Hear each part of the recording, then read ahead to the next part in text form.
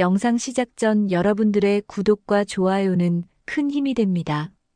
아침 7시 현우의 핸드폰 알람이 울렸습니다. 서유는 남편이 조심스럽게 일어나는 소리에 눈을 떴지만 일부러 잠든 척했어요.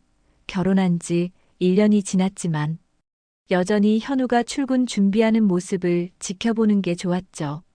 현우는 외국계 대기업에서 마케팅 팀장으로 일하고 있었습니다.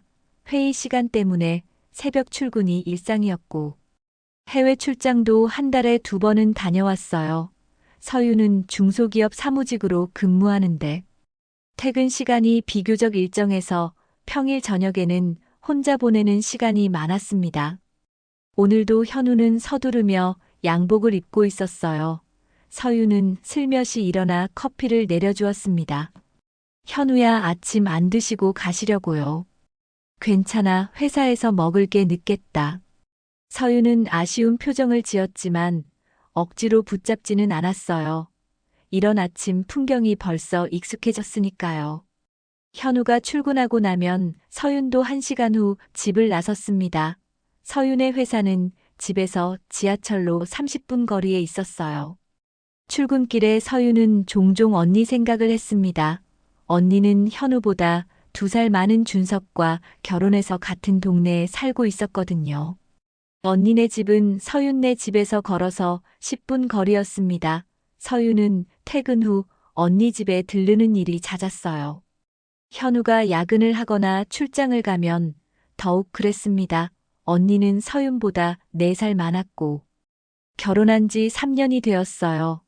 언니 부부는 아직 아이가 없어서 서윤을 친딸처럼 챙겼습니다.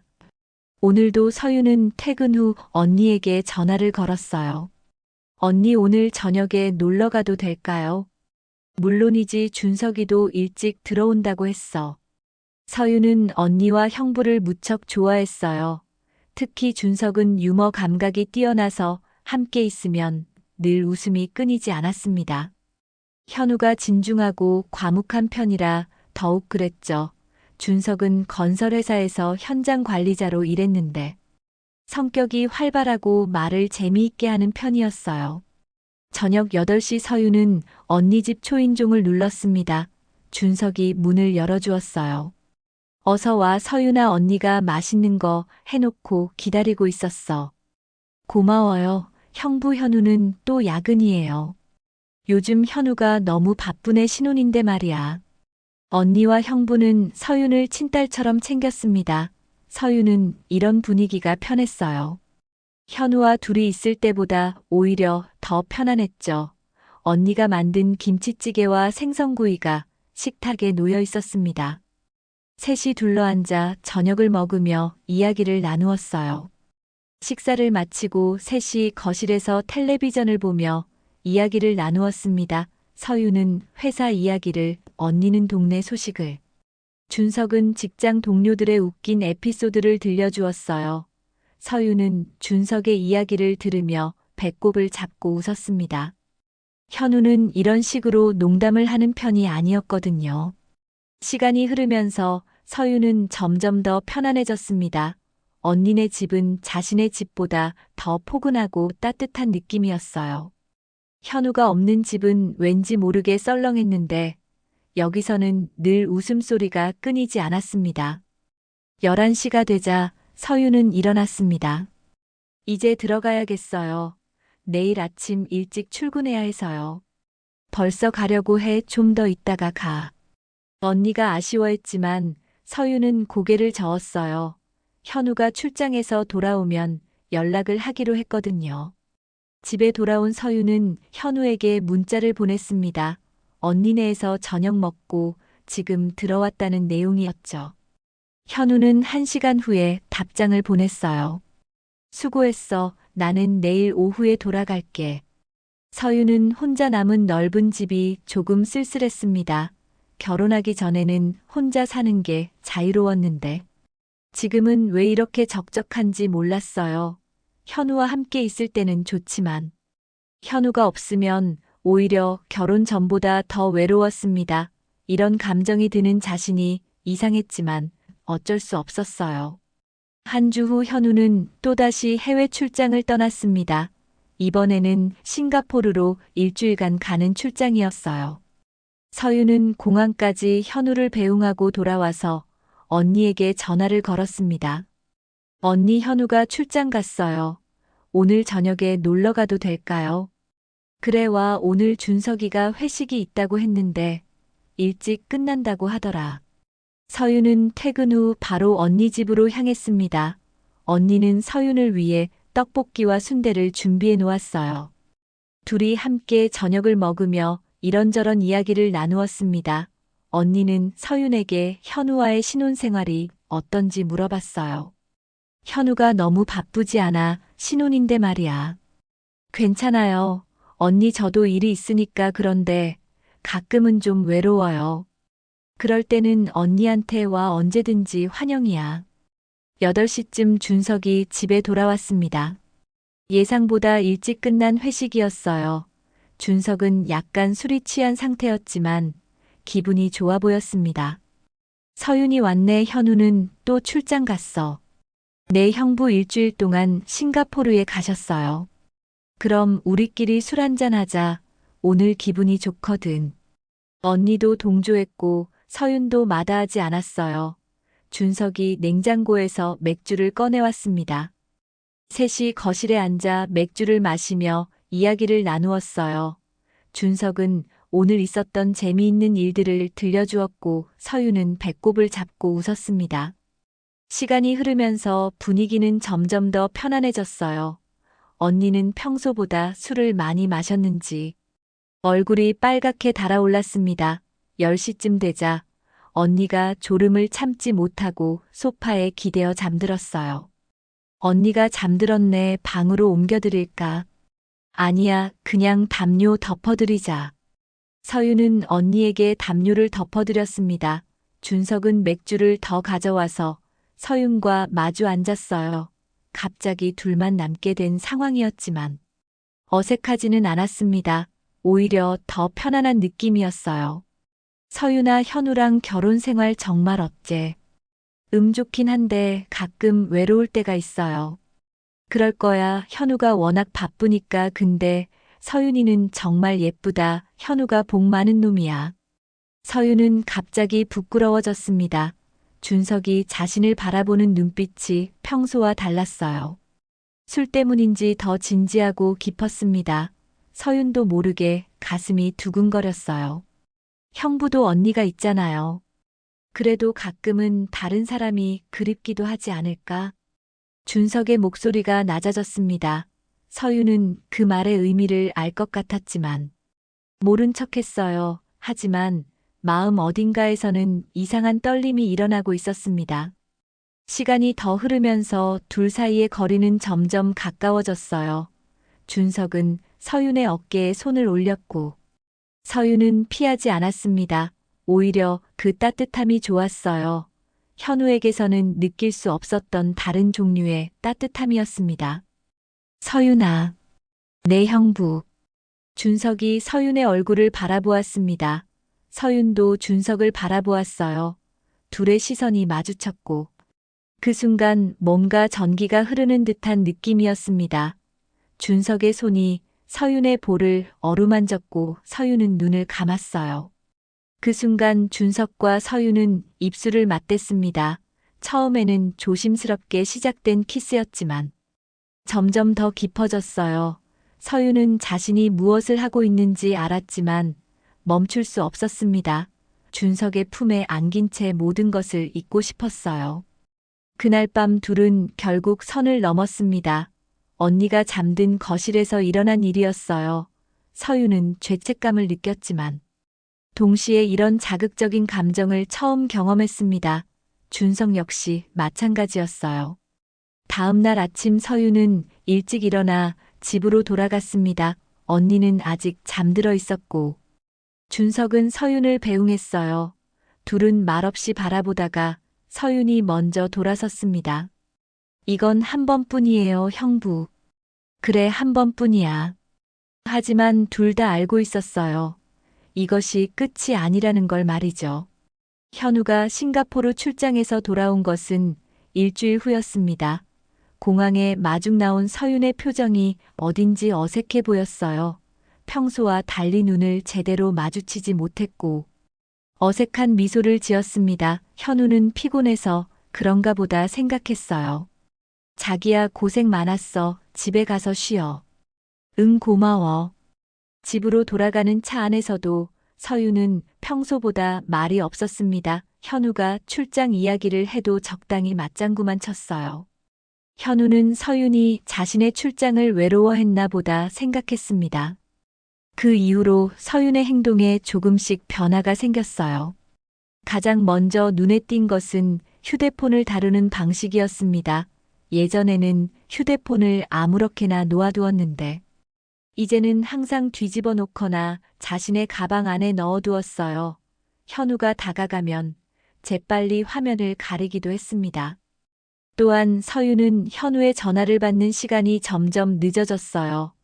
예전에는 한두 번 울리면 바로 받았는데, 이제는 세네 번 울린 후에야 받았습니다. 그것도 목소리가 어딘지 어색했어요. 여보, 뭐 했어? 아, 그냥 설거지하고 있었어.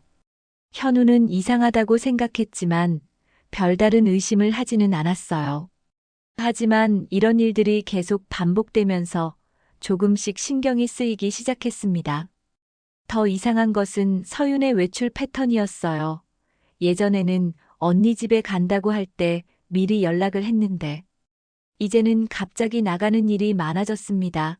현우가 물어보면 친구들 만나고 온다고 했지만, 구체적으로 누구를 만났는지는 말하지 않았어요. 어느 날 현우는 회의가 일찍 끝나서 평소보다 2시간 일찍 집에 도착했습니다. 6시쯤이었는데 서윤이 집에 없었어요. 현우는 서윤에게 전화를 걸었지만 받지 않았습니다. 1시간 후에야 서윤이 전화를 받았어요. 여보, 어디 있어? 아, 친구들이랑 커피 마시고 있어. 금방 들어갈게. 어떤 친구들이야? 그냥 회사 동료들이야. 서윤의 목소리가 어딘지 당황스러워 보였어요. 현우는 이상하다고 생각했지만 더 이상 묻지 않았습니다. 서윤이 집에 돌아온 것은 8시가 넘어서였어요. 평소와 달리 화장이 조금 지워져 있었고 옷에서 낯선 향수 냄새가 났습니다. 오늘 어디 갔다 왔어? 말했잖아, 친구들이랑 커피 마셨다고. 그런데 냄새가 좀 이상한데. 아, 카페에서 향초를 피웠나 봐. 서윤은 재빨리 화장실로 들어가서 샤워를 했어요. 현우는 뭔가 석연치 않았지만 확실한 증거가 없었습니다. 그냥 자신이 예민하게 생각하는 건가 싶었어요. 며칠 후 현우는 서윤이 휴대폰을 보며 미소 짓는 모습을 목격했습니다. 누군가와 문자를 주고받고 있는 것 같았어요. 현우가 다가가자 서윤은 재빨리 휴대폰을 치웠습니다. 누구랑 문자해? 아, 언니야. 언니가 뭐라고 했는데? 그냥 안부 인사. 현우는 뭔가 이상하다고 생각했지만 더 이상 묻지 않았어요. 하지만 마음 한구석에서는 의심의 씨앗이 자라나고 있었습니다. 가장 결정적인 순간은 지난주에 일어났어요. 현우가 야근을 한다고 했지만 일이 일찍 끝나서 집으로 돌아왔습니다. 9시쯤이었는데 서윤이 또 집에 없었어요. 이번에는 전화를 받지 않았습니다. 현우는 1시간을 기다렸지만 서윤은 연락이 없었어요. 10시가 넘어서야 서윤이 집에 돌아왔습니다. 이번에는 얼굴이 빨갛게 달아올라 있었고 술 냄새가 났어요. 어디 갔다 왔어? 친구들이랑 회식했어. 어떤 친구들이야? 회사 사람들이야. 응, 그래. 그런데 오늘 내가 일찍 왔는데 전화 안 받더라. 미안해, 시끄러워서 못 들었어. 서윤은 말을 마치고 재빨리 침실로 들어갔어요. 현우는 거실에 혼자 남아서 생각에 잠겼습니다. 뭔가 이상했지만 정확히 무엇이 이상한지 알 수 없었어요. 그날 밤 현우는 잠을 이루지 못했습니다. 서윤의 변화된 행동들이 머릿속에서 계속 맴돌았어요. 혹시 서윤이 자신에게 무언가를 숨기고 있는 건 아닐까 하는 의심이 들었지만 확실한 증거가 없었습니다. 현우는 서윤을 의심하고 싶지 않았어요. 하지만 점점 더 많은 이상한 점들이 눈에 띄기 시작했습니다. 이런 자신의 마음이 싫었지만 어쩔 수 없었어요. 결혼한 지 1년밖에 안 된 아내를 의심한다는 것이 괴로웠습니다. 그 결정적인 순간은 화요일 저녁에 일어났습니다. 현우는 평소보다 일찍 집에 도착했어요. 6시 반쯤이었는데 서윤은 샤워를 하고 있었습니다. 거실에서 텔레비전을 보고 있던 현우의 귀에 서윤의 휴대폰 벨소리가 들렸어요. 서윤의 휴대폰이 소파 위에 놓여 있었고 계속 울리고 있었습니다. 현우는 처음에는 그냥 두려고 했지만 벨소리가 계속되어서 샤워실 쪽으로 소리쳤어요. 여보 전화 와. 하지만 샤워실에서는 물소리만 들릴 뿐 대답이 없었어요. 휴대폰은 여전히 울리고 있었습니다. 현우는 발신자를 확인해 보니 준석 형부라고 되어 있었어요. 현우는 별 생각 없이 전화를 받았습니다. 여보세요. 현우야, 서윤이 거기 있어. 내 형부 지금 샤워 중이에요. 아, 그래, 그럼 나중에 다시 걸게. 잠깐만요, 형부 급한 일이세요. 급한 건 아니고 그냥 어제 진짜 좋았다고 전해달라고. 현우는 순간 멈췄어요. 어제 진짜 좋았다는 말이 이상했습니다. 어제 서윤이 언니 집에 갔다고 했는데 그런 말을 할 이유가 없었어요.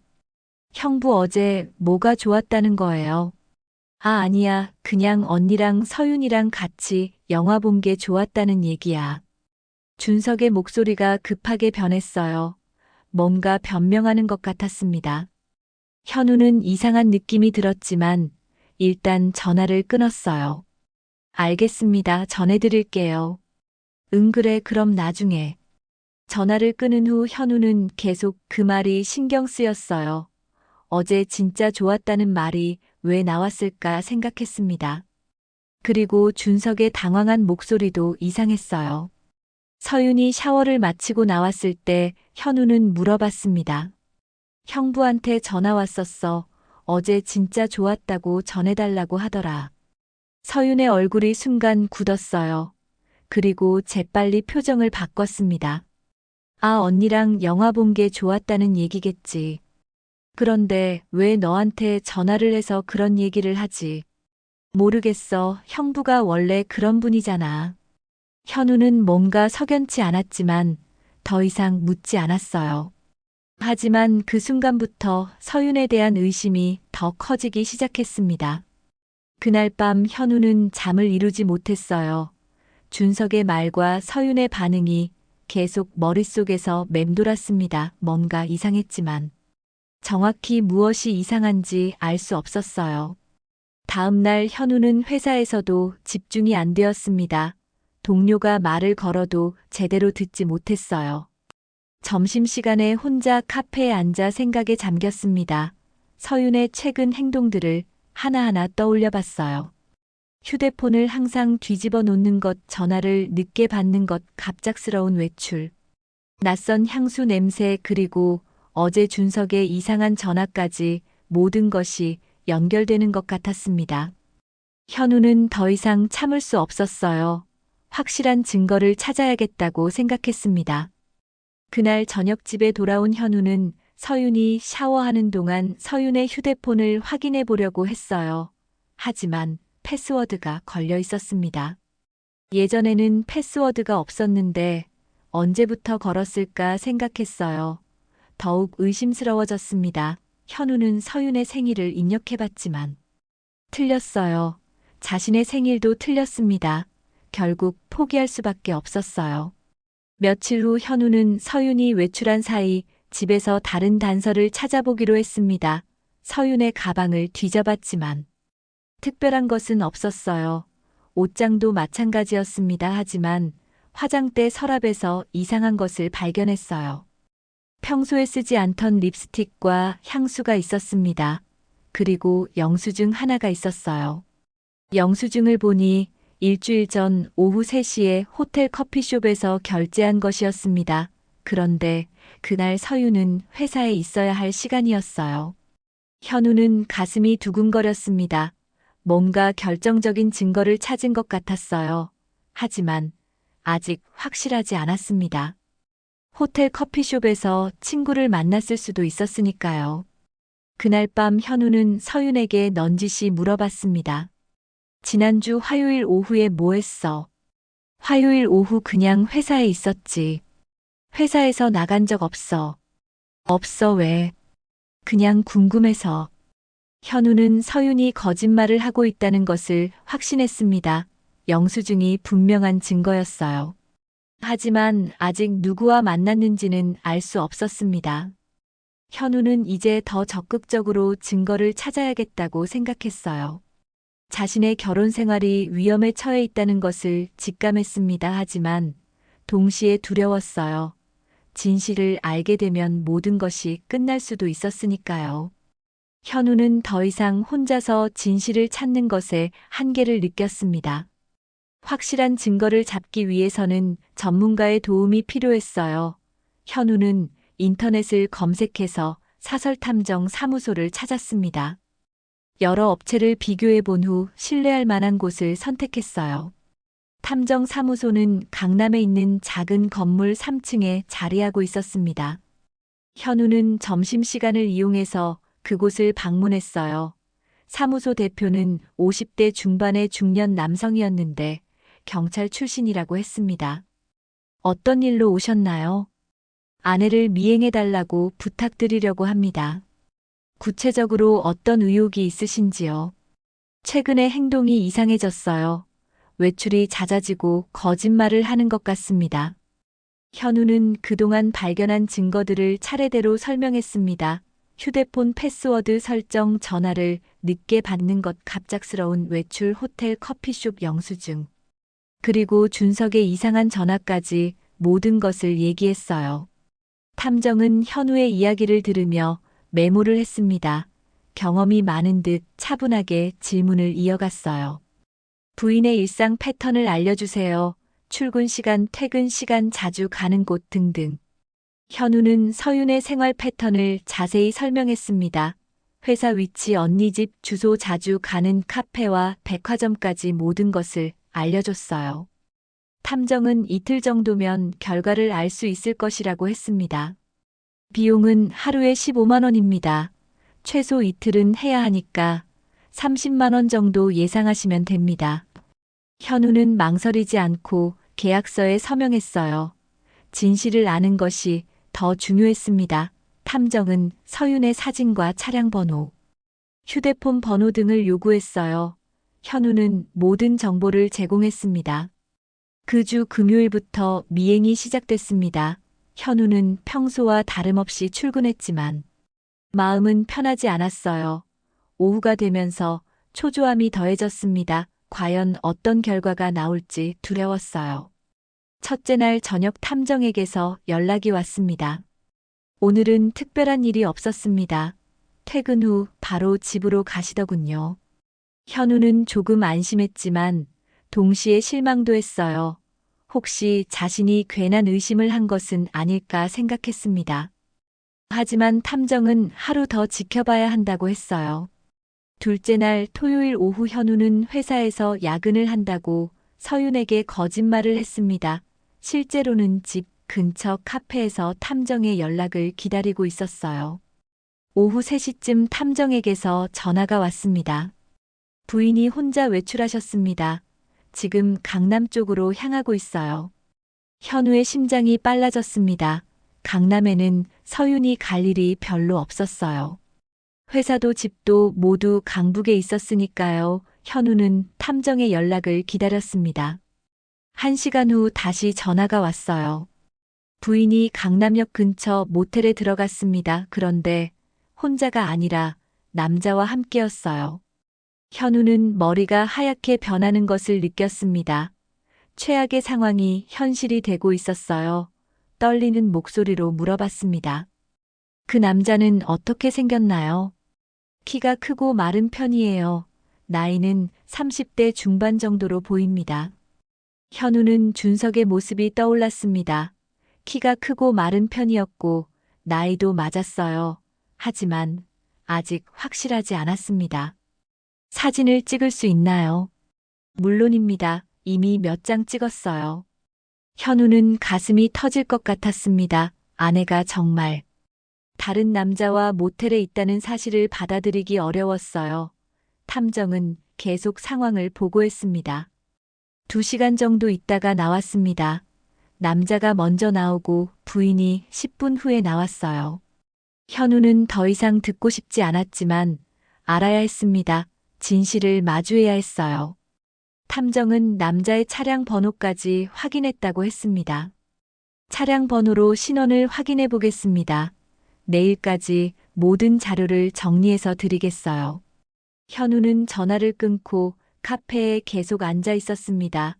주변 사람들은 평범한 토요일 오후를 보내고 있었지만 현우에게는 인생이 무너지는 순간이었어요. 결혼한 지 1년밖에 안 된 아내가 다른 남자와 모텔에 있었다는 사실이 믿기지 않았습니다. 그날 밤 현우는 서윤과 마주 앉아 저녁을 먹었습니다. 서윤은 평소와 다름없이 행동했지만 현우의 눈에는 모든 것이 거짓으로 보였어요. 서윤의 미소도 목소리도 모두 가짜 같았습니다. 오늘 뭐 했어? 집에서 쉬었어. 너무 피곤해서. 현우는 더 이상 참을 수 없었습니다. 하지만 아직 확실한 증거를 받지 못했기 때문에 참아야 했어요. 내일 탐정으로부터 모든 자료를 받으면 그때 결판을 내기로 했습니다. 일요일 오전 탐정에게서 연락이 왔습니다. 모든 자료가 준비되었다고 했어요. 현우는 탐정 사무소로 향했습니다. 그곳에서 받은 파일은 현우의 예상을 뛰어넘는 충격적인 내용이었어요. 사진 속 남자는 정말로 준석이었습니다. 현우의 처형의 남편이자 자신이 형부라고 부르던 사람이었어요. 모텔에 들어가는 사진 나오는 사진 모두 선명하게 찍혀 있었습니다. 현우는 탐정 사무소에서 받은 파일을 들고 집으로 돌아왔습니다. 두꺼운 봉투 안에는 사진들과 조사 보고서가 들어 있었어요. 모텔에 들어가는 서윤과 준석의 모습이 선명하게 담겨 있었습니다. 현우는 그 사진들을 보며 분노와 절망감을 동시에 느꼈어요. 차량 번호 조회 결과 그 남자는 정말로 준석이었습니다. 현우가 형부라고 부르며 믿었던 사람이 자신의 아내와 불륜을 저지르고 있었어요. 현우는 더 이상 참을 수 없었습니다. 하지만 서윤에게 직접 따지기 전에 해야 할 일이 있었어요. 현우는 서윤의 언니에게 먼저 연락하기로 했습니다. 언니도 이 사실을 알 권리가 있었고 무엇보다 같은 피해자였으니까요. 현우는 언니의 휴대폰 번호를 찾아서 전화를 걸었습니다. 언니, 저 현우예요. 시간 좀 있으세요? 현우야, 무슨 일이야? 목소리가 이상하네. 중요한 얘기가 있어서요. 지금 만날 수 있을까요? 지금 무슨 얘기인데 그렇게 급해? 전화로는 힘들 것 같아요. 꼭 만나서 얘기해야 할 일이에요. 언니는 현우의 심각한 목소리를 듣고 뭔가 큰일이 일어났다는 것을 직감했어요. 현우와 언니는 집 간척 카페에서 만나기로 했습니다. 현우는 증거 파일을 가지고 카페로 향했어요. 카페에서 마주 앉은 현우와 언니의 표정은 모두 굳어 있었습니다. 현우는 어떻게 말을 시작해야 할지 몰랐어요. 아무리 생각해도 쉽게 꺼낼 수 있는 이야기가 아니었습니다. 언니, 이 말을 어떻게 해야 할지 모르겠어요. 현우야, 대체 무슨 일이야? 나 무서워. 현우는 깊은 숨을 쉬고 천천히 말했습니다. 준석 형부가 서윤이랑 만나고 있어요. 언니는 현우의 말을 이해하지 못했어요. 준석과 서윤이 만나는 게 뭐가 이상한지 몰랐습니다. 당연히 처남처제니까 만날 수 있는 거 아닌가 생각했어요. 무슨 소리야, 당연히 만나지, 우리 가족인데. 그런 의미가 아니에요. 둘이 불륜 관계예요. 현우의 말에 언니의 얼굴이 창백해졌습니다. 처음에는 믿을 수 없다는 표정이었지만 현우의 진지한 얼굴을 보니 농담이 아니라는 것을 알았어요. 그게 무슨 말이야, 증거라도 있어. 현우는 준비해온 파일을 꺼내서 언니 앞에 놓았습니다. 사진들이 하나씩 보이기 시작했어요. 모텔에 들어가는 준석과 서윤의 모습. 나오는 모습 모두 선명하게 찍혀 있었습니다. 언니는 사진을 보며 얼굴이 점점 하얗게 변해갔어요. 자신의 남편과 동생이 함께 모텔에 들어가는 모습을 보니 현실이 믿기지 않았습니다. 손이 떨리기 시작했어요. 이게 언제 찍힌 거야? 지난 토요일이에요. 탐정을 고용해서 확인했어요. 현우는 탐정 보고서도 보여줬습니다. 며칠간의 미행 결과와 상세한 시간대 장소까지 모든 것이 기록되어 있었어요. 언니는 그 내용을 읽으며 눈물을 흘리기 시작했습니다. 언니 더 보여드릴 게 있어요. 현우는 서윤의 휴대폰 통화 내역과 문자 메시지 내용도 보여줬습니다. 탐정이 확인한 자료에 따르면 서윤과 준석은 지난달부터 거의 매일 연락을 주고받았어요. 통화 시간도 길게는 1시간씩 했습니다. 그리고 카드 사용 내역도 있었어요. 모텔과 호텔에서의 결제 기록들이 여러 번 확인됐습니다. 언니는 그 기록들을 보며 더 이상 부정할 수 없다는 것을 알았어요. 언니 정말 죄송해요. 이런 식으로 알려드리게 되어서. 현우도 말을 하면서 눈물이 났습니다. 자신도 피해자였지만 언니에게 이런 충격적인 소식을 전해야 하는 것이 괴로웠어요. 언니는 한참 동안 말없이 울었습니다. 나는 정말 몰랐어. 전혀 의심하지 못했어. 저도 마찬가지예요.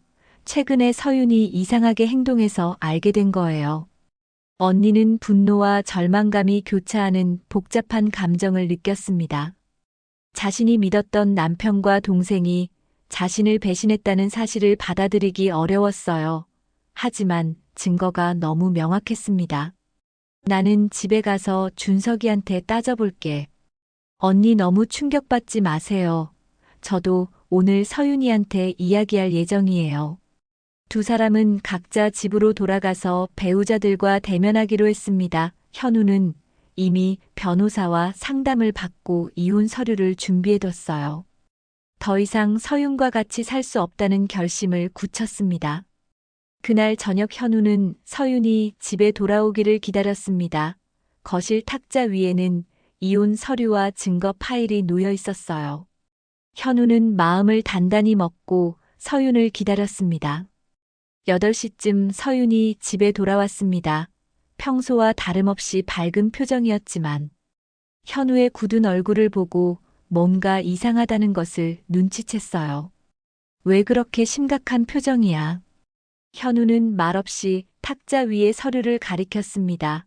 서윤은 이혼 서류와 사진들을 보고 얼굴이 창백해졌어요. 더 이상 숨길 수 없다는 것을 알았습니다. 현우야, 이건 뭐야? 더 이상 내 얼굴을 보고 싶지도 않다. 이혼하자. 서윤은 현우가 내민 이혼 서류를 보고 무릎을 꿇고 앉았습니다. 얼굴이 창백해진 채 두 손을 모으고 빌기 시작했어요. 눈물이 줄줄 흘러내렸지만 현우는 돌아서서 창밖을 바라보았습니다. 현우야, 제발 한 번만 용서해줘. 정말 한순간의 실수였어. 실수 한순간의 실수가 몇 달 동안 계속돼. 이게 실수야. 서윤은 계속 무릎을 꿇고 빌었습니다. 하지만 현우의 마음은 이미 돌이킬 수 없을 만큼 차가워져 있었어요. 탐정이 제공한 증거들을 보면서 현우는 서윤에 대한 모든 감정이 사라진 것을 느꼈습니다. 나는 정말 준석 형부를 좋아한 적 없어. 그냥 외로워서 그랬어. 외로우면 바람을 피워도 된다는 거야. 그것도 언니의 남편과. 서윤은 계속 변명을 했지만 현우는 더 이상 듣고 싶지 않았어요. 현우는 서윤에게 등을 돌리고 침실로 들어가 버렸습니다. 서윤은 거실에서 혼자 울고 있었어요. 같은 시간 언니 집에서도 비슷한 상황이 벌어지고 있었습니다. 언니는 준석에게 현우가 보여준 증거들을 내밀었어요. 준석은 처음에는 부인하려고 했지만 명확한 증거 앞에서는 어쩔 수 없었습니다. 이게 뭐야? 당신 정말 서윤이랑 이런 짓을 했어. 여보, 나는 정말 모르겠어. 어떻게 이런 일이 일어났는지 모르겠다고. 사진이 가짜라는 거야. 모텔에 들어가는 게 가짜라는 거야. 준석은 더 이상 변명할 수 없었어요. 결국 모든 것을 인정했습니다. 언니는 분노로 떨면서 준석에게 소리쳤어요. 20년 가까이 알고 지낸 사람이 자신을 이렇게 배신했다는 것이 믿기지 않았습니다. 언니는 그날 밤 서윤에게 전화를 걸었어요. 서윤은 전화를 받자마자 울면서 사과했습니다. 언니 정말 미안해. 나도 어떻게 된 건지 모르겠어. 서윤아, 너 정말 미쳤구나. 언니의 남편과 그런 짓을 하다니. 언니는 더 이상 서윤과 말하고 싶지 않았어요. 동생에 대한 모든 정이 사라져버렸습니다. 언니는 전화를 끊고 준석에게 이혼 서류를 내밀었어요. 내일 변호사 사무실에 가자, 이혼하자. 준석은 언니에게 빌었지만 언니의 마음은 이미 굳어 있었어요. 더 이상 같은 집에서 살 수 없다고 했습니다. 준석은 그날 밤 집에서 쫓겨났어요. 소식은 빠르게 양쪽 집안에 퍼졌습니다. 서윤의 부모님은 딸이 저지른 일을 듣고 충격에 빠졌어요. 아버지는 화가 나서 말도 하지 않았고 어머니는 며칠 동안 울기만 했습니다. 며칠 후 서윤은 친정에 찾아갔습니다. 하지만 어머니는 서윤을 보자마자 문을 닫아버렸어요. 아버지는 서윤에게 차갑게 말했습니다. 앞으로 이 집에 발도 들이지 마라. 너 같은 딸은 없다. 엄마, 아빠, 제발 한 번만 용서해 주세요. 용서. 언니의 남편과 바람을 피우고 용서를 바라. 이 집에서 나가. 서윤은 친정에서조차 버림받았습니다. 언니와의 관계도 완전히 끝났어요. 언니는 서윤의 전화를 받지 않았고 문자도 차단했습니다. 25년간 함께 자란 자매의 인연이 하루아침에 끊어져 버렸어요. 준석의 상황도 마찬가지였습니다. 준석의 부모님도 아들이 저지른 일을 알고 분노했어요. 특히 준석의 아버지는 아들을 완전히 부인했습니다. 집안의 체면을 망쳤다며 더 이상 아들로 인정하지 않겠다고 했어요. 더 큰 문제는 법적인 처벌이었습니다. 현우는 준석을 상대로 상간소송을 제기했어요. 변호사와 상담한 결과 이혼 위자료와 별도로 상간소송에서 이길 가능성이 높다고 했습니다. 준석은 변호사를 선임해야 했지만 비용이 만만치 않았어요. 게다가 소송에서 지면 막대한 위자료를 물어야 했습니다. 준석의 직장에서도 이 일이 알려지면서 사내에서 왕따가 되었어요. 현우는 서윤과 준석 모두에게 철저하게 복수하기로 했습니다. 단순히 이혼하는 것으로는 성에 차지 않았어요. 자신이 받은 상처만큼 그들도 대가를 치르게 하고 싶었습니다. 서윤은 직장에서도 소문이 퍼지기 시작했어요. 불륜 사실이 알려지면서 동료들의 시선이 달라졌습니다. 아무도 서윤과 가까이 지내려고 하지 않았어요. 서윤은 점점 더 고립되어 갔습니다. 준석도 마찬가지였습니다. 회사에서 승진해서 밀려났고 중요한 프로젝트에서도 제외되었어요. 직장 상사들은 준석의 도덕적 해이를 문제 삼았습니다. 준석은 결국 회사를 그만두어야 했어요. 한 달 후 이혼 조정이 시작되었습니다. 현우와 서윤은 법원에서 만났지만 서로 눈도 마주치지 않았어요. 서윤은 위자료를 최대한 적게 주려고 했지만 현우는 한 푼도 양보하지 않았습니다. 언니와 준석의 이혼 조정도 동시에 진행되었어요. 언니는 준석으로부터 재산 분할과 위자료를 받기로 했습니다. 준석은 자신이 가진 거의 모든 재산을 내놓아야 했어요. 2달 후 모든 법적 절차가 끝났습니다. 서윤과 준석은 각각 막대한 위자료를 물어야 했고 사회적으로도 완전히 매장되었어요. 가족들로부터 버림받고 직장에서도 쫓겨난 그들에게 남은 것은 후회뿐이었습니다. 이혼 절차가 모두 끝난 지 한 달 후 현우는 새로운 곳으로 이사를 했습니다. 서윤과 함께 살았던 집에서 더 이상 살 수 없었기 때문이었어요. 새 집은 서울 반대편에 있는 원룸이었습니다. 넓지는 않았지만 혼자 살기에는 충분했어요.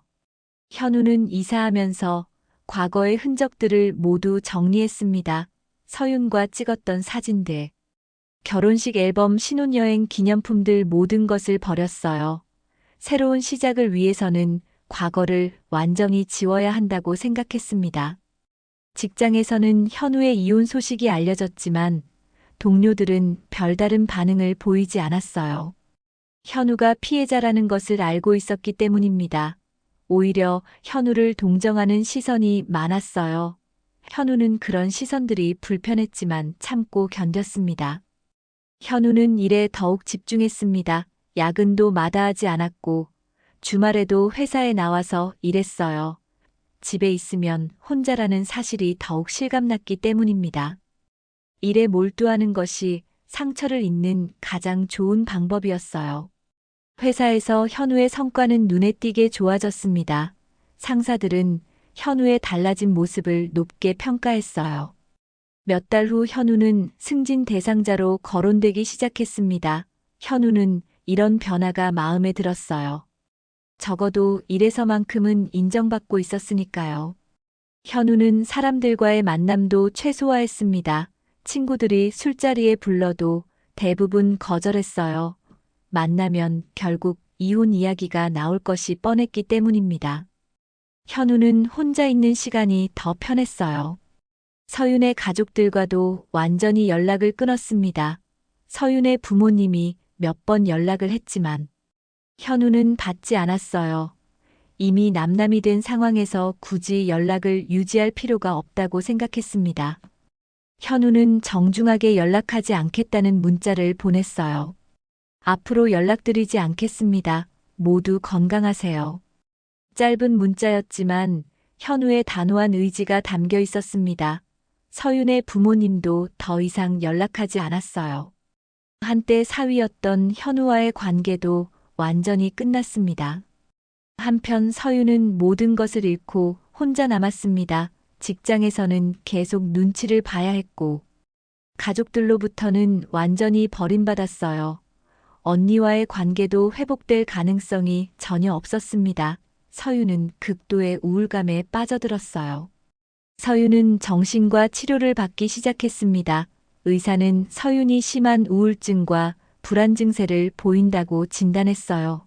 항우울제를 처방받았지만 마음의 상처는 쉽게 아물지 않았습니다. 매일 후회와 자책감에 시달려야 했어요. 서윤은 새로운 직장을 찾기 시작했습니다. 현재 직장에서는 더 이상 견딜 수 없었기 때문이었어요. 동료들의 시선과 뒷말이 계속되었고, 승진에서도 완전히 밀려났습니다. 서윤은 작은 회사로 이직했지만 급여는 크게 줄었어요. 준석의 상황은 더욱 심각했습니다. 상간소송에서 패소하면서 현우에게 거액의 위자료를 지불해야 했어요. 집도 팔아야 했고 적금도 모두 해지했습니다. 그래도 부족한 금액은 대출로 충당해야 했어요. 준석은 새로운 직장을 찾는 것도 쉽지 않았습니다. 건설업계는 생각보다 좁았고 준석의 소문이 이미 퍼져 있었어요. 어렵게 새 직장을 구했지만 이전보다 훨씬 낮은 직급과 급여를 받아야 했습니다. 준석은 빚을 갚기 위해 아르바이트까지 해야 했어요. 언니는 이혼 후 고향으로 내려갔습니다. 서울에 있으면 계속 상처받는 기억들이 떠올랐기 때문이었어요. 고향에서 작은 카페를 운영하며 새로운 삶을 시작했습니다. 언니는 서윤과 준석의 소식을 듣고 싶지 않았어요. 시간이 흘러 1년이 지났습니다. 현우는 예상대로 승진을 했고 팀장이 되었어요. 새로운 프로젝트를 맡아서 성공적으로 수행했습니다. 회사에서 현우의 위치는 더욱 견고해졌어요. 하지만 개인적인 관계는 여전히 조심스러웠습니다. 현우는 가끔 서윤 생각이 날 때가 있었습니다. 하지만 그것은 그리움이 아니라 배신감이었어요. 한때 사랑했던 사람에게 받은 상처는 쉽게 잊혀지지 않았습니다. 현우는 다시 누군가를 믿고 사랑할 수 있을지 의문이었어요. 서윤은 심리치료를 계속 받고 있었습니다. 상태가 조금씩 나아지고 있었지만 여전히 죄책감에 시달렸어요. 현우와 언니 그리고 가족들에게 용서받고 싶었지만 그들은 서윤을 완전히 차단했습니다. 서윤이 잃은 신뢰는 돌아오지 않았어요. 어느 일요일 오후 현우는 새로운 동네를 산책하고 있었습니다. 혼자 걷는 것이 이제는 자연스러워졌어요. 현우는 자신의 이름이 적힌 택배 상자를 받으며 생각했습니다. 이제는 정말로 혼자구나 하고 말이에요. 현우는 과거를 완전히 지우고 새로운 인생을 시작했습니다. 서윤과 함께했던 기억들, 준석과 나눴던 웃음들. 모든 것이 이제는 남의 일 같았어요. 현우는 조용히 자신만의 두 번째 인생을 살아가기로 했습니다. 그날 저녁 현우는 새로운 요리를 만들어 먹었습니다. 혼자 먹는 저녁이지만 더 이상 외롭지 않았어요. 현우는 창밖을 바라보며 내일을 생각했습니다. 어제보다 나은 오늘을, 오늘보다 나은 내일을 만들어가는 것이 현우의 새로운 목표였어요.